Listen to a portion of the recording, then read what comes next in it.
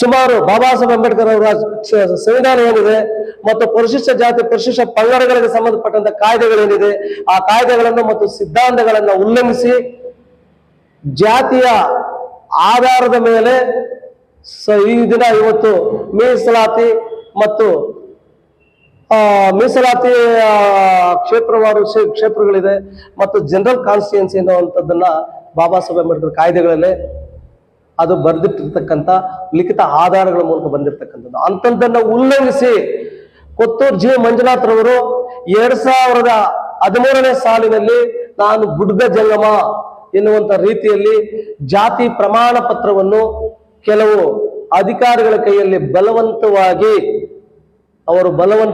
ನಾನು ಬುದ್ಧ ಜಂಗಮ, ಇದು ಪರಿಶಿಷ್ಟ ಜಾತಿಗೆ ಸೇರುವಂತ ಜಾತಿ ಆಗಿರುತ್ತೆ, ಇದು ನಾನು ಚುನಾವಣೆ 2013 ಚುನಾವಣೆ ಸ್ಪರ್ಧಿಸಲಿಕ್ಕೆ ನನಗೆ ಜಾತಿ ಪ್ರಮಾಣ ಪತ್ರವನ್ನು ಕೊಡಲೇಬೇಕಂತ ಹೇಳಿಬಿಟ್ಟು ಜುಲುಮ್ ಮಾಡಿ ಅವರ ಮೇಲೆ ಒತ್ತಡ ಏರಿ ಆ ಒತ್ತಡವನ್ನು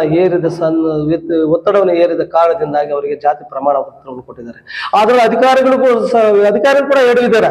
ಅಂತ ಅಧಿಕಾರಿಗಳು ಕೂಡ ಈ ಸಂದರ್ಭದಲ್ಲಿ ಅವ್ರನ್ನೂ ಬಂಧಿಸಬೇಕು. ಅವ್ರು ಯಾಕಂತ ಹೇಳಿದ್ರೆ ಕಾಯ್ದೆಗಳು ಇರ್ತಿರ್ತಕ್ಕಂಥವ್ರು, ಏಕೆ KS ಮಾಡಿರ್ತಕ್ಕಂಥ ಕಾಯ್ದೆಗಳು ಇರ್ತಿಲ್ವೇನು? ಕಾಯ್ದೆಗಳು ಇರ್ತಿರ್ತಕ್ಕಂಥವ್ರು ಒಂದು ಪರಿಶಿಷ್ಟ ಜಾತಿಯ ಪ್ರಮಾಣ ಪತ್ರವನ್ನು ನೀಡುವಂತ ಸಂದರ್ಭದಲ್ಲಿ ಅವರು ಒಂದಲ್ಲ ಎರಡಲ್ಲ AC ಇದ್ದಾರೆ, DC ಇದ್ದಾರೆ, ಜಿಲ್ಲಾಧಿಕಾರಿಗಳಿದ್ದಾರೆ, ಸಹಾಯಕ ಕಮಿಷನರ್ ಇರ್ತಕ್ಕಂಥವ್ರು, ಅವ್ರ ಗಮನಕ್ಕೆ ತರಬೇಕಾಗಿತ್ತು.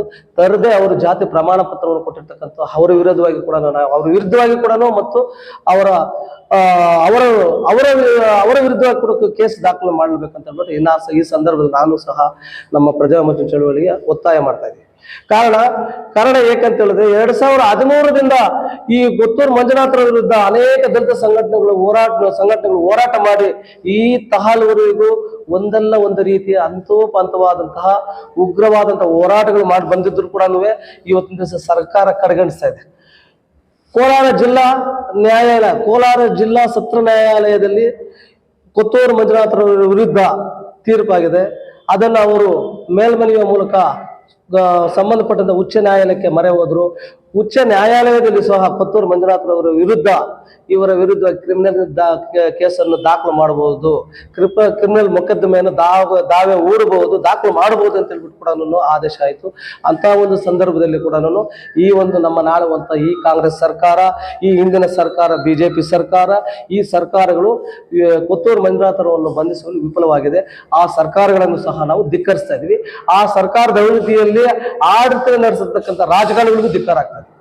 ಜೊತೆಗೆ 2025ನೇ ಸಾಲಿನಲ್ಲಿ ಕೊತ್ತೂರು ಮಂಜುನಾಥರವರು ಮಾಡಿರ್ತಕ್ಕಂಥ ಜಾತಿಯನ್ನ ಕದ್ದು ಅವರು ಪರಿಶಿಷ್ಟ ಜಾತಿಯ ಮೀಸಲಾತಿ ಅಡಿಯಲ್ಲಿ ಗೆದ್ದು 5 ವರ್ಷಗಳ ರಾಜಕಾರಣ ಮಾಡಿರ್ತಕ್ಕಂಥದ್ದನ್ನ ಸರ್ಕಾರ ಪರಿಗಣಿಸಿ ಅದನ್ನ ಕೈಗೆತ್ತಿಕೊಂಡು ಆ ಕೇಸನ್ನು ಕೈಗೆತ್ತಿಕೊಂಡು ಇವರ ವಿರುದ್ಧವಾಗಿ ಸಂಬಂಧಪಟ್ಟಂತ ಅಧಿಕಾರಿಗಳು ಇವರು ಮಾಡಿರ್ತಕ್ಕಂಥ ಚೀಟಿಂಗ್ ಅಂದ್ರೆ ಇವರು ವಂಚನೆ ಮಾಡಿದರೆ ಇವರ ವಿರುದ್ಧ ನೀವು ಕಾನೂನು ರೀತಿ ಕ್ರಮ ಕೈಗೊಳ್ಳಬಹುದು ಎನ್ನುವಂತ ರೀತಿಯಲ್ಲಿ ಆದೇಶ ಮಾಡಿದ್ರು.